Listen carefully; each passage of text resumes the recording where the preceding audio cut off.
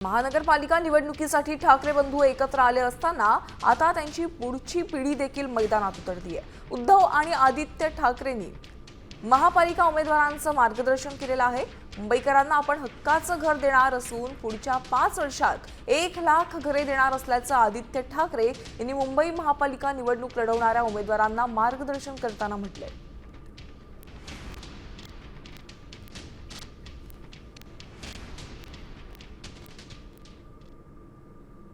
मुंबई महानगरपालिकेच्या ज्या ज्या जमिनी आहेत, मग ते आपल्या एस्टेटच्या प्रॉपर्टीज असतील किंवा ज्या जमिनी जिथे मोकळ्या जमिनी आहेत किंवा अतिक्रमण झाली असतील किंवा ज्या जमिनी बीएमसीला वाटतं त्याची ऑक्शनिंग करूया, मार्केटमध्ये आणूया, ते न करता आपला महापौर, आपलं सरकार,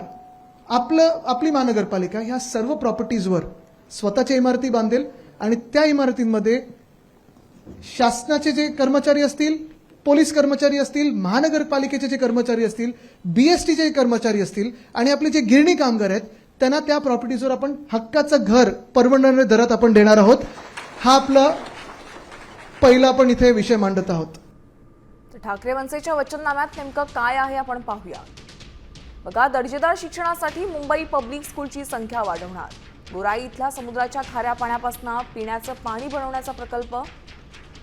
मुंबईकरांना 24 तास पिण्याचं पाणी उपलब्ध करून देण्याचा प्रयत्न, मुंबईच्या समुद्रात एक थेंबही सांडपाणी जाऊ नये यासाठी एसटीपी प्रकल्प असणार आहे, मुंबईतील हरित पट्टे कायम ठेवणे,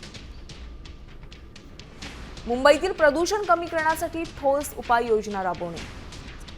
स्वच्छ, सुंदर आणि सुरक्षित मुंबई असेल,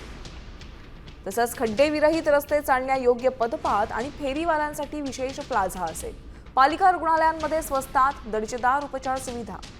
शिवाय सफाई कामगार आणि महापालिकेच्या कर्मचाऱ्यांसाठी घरकुल योजना असणार आहे, गावठाण आणि कोळीवाड्यातील मूळ बांधकामे अधिकृत करणार,